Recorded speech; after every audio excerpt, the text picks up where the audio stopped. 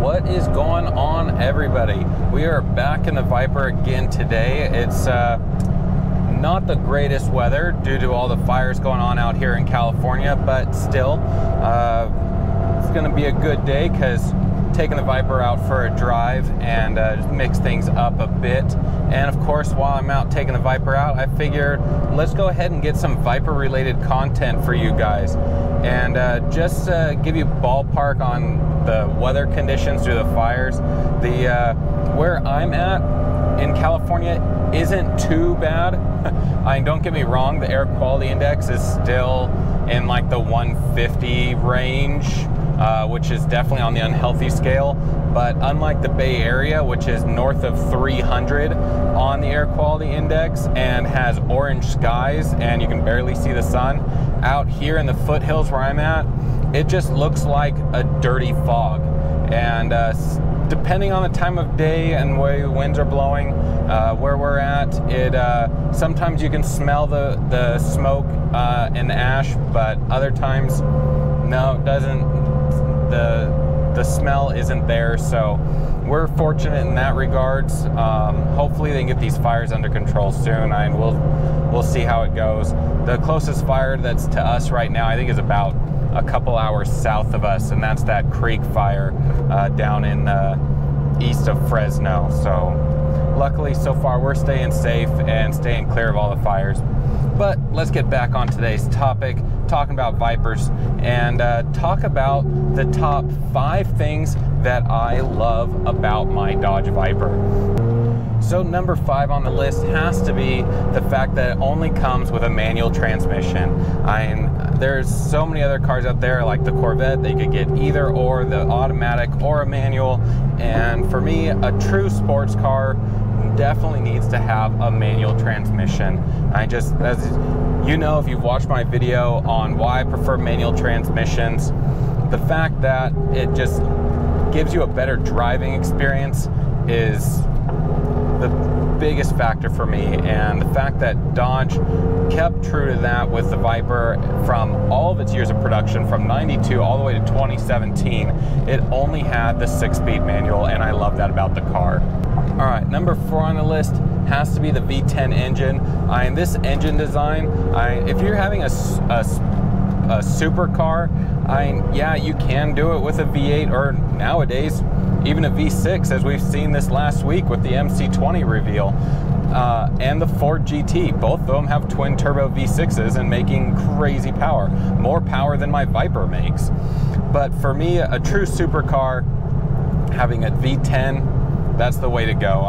Especially being an American car, and just typically your supercars are from like Europe, and you need to have that a little extra to be classified as a supercar for it to be American made, in my opinion. And having the V10 definitely fits that bill. And being an all aluminum engine construction, and the amount of power it produces, and especially the amount of torque it produces, especially down at the really low RPM range, is really impressive, is what really has made this car just really robust and reliable. And it's making so much of its power so low in the RPM band that it's not really putting a stress on any of the components in the car, and so they hold up longer, and that I love about the car. So let's see, what's number 3? So number 3 on the list is following up on the reliability due to the V10 design, has to be the fact that it's super reliable and cheap and easy to maintain.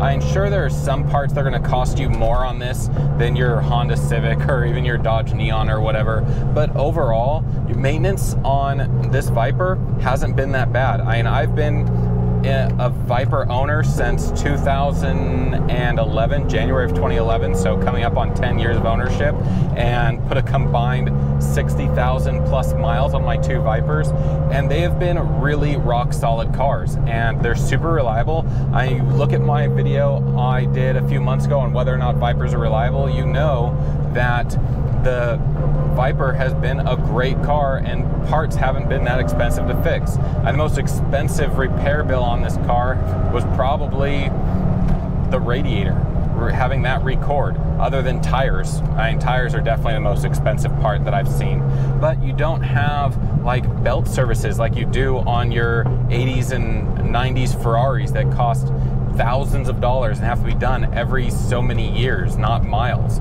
and other big expensive out-of-engine services. You don't have that with this car, and with it being an American-made car and really well thought out on how they designed it, it makes it super easy for anybody to work on it with basic tools.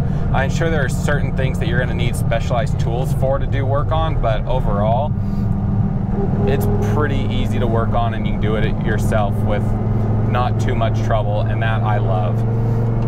So number 2 on the list, moving our way up, has to be that it's the American supercar. Sure, the Corvette is the American sports car, but at the end of the day, the Viper is the American supercar. I mean, there is nothing else like it out there in the market, and it's definitely America's answer to the supercar market. I mean, it's a beautiful car. It's got tons of power.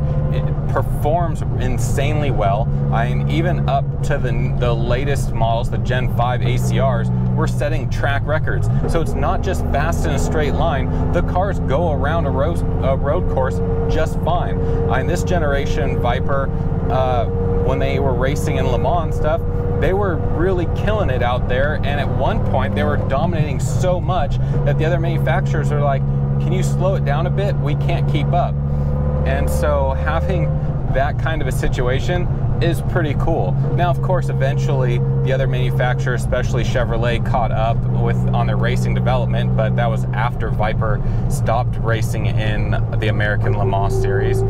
And it's just a great part of American automotive history.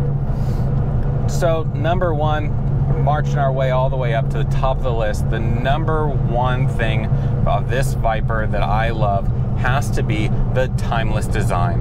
I can't tell you how many times I've stopped at like a gas station or a store somewhere and people have asked me if it's a brand new car. And this car is 24 years old this year, and the fact that it still looks like a brand new car to people is really impressive and a true testament to the design and the thought that was put into this car.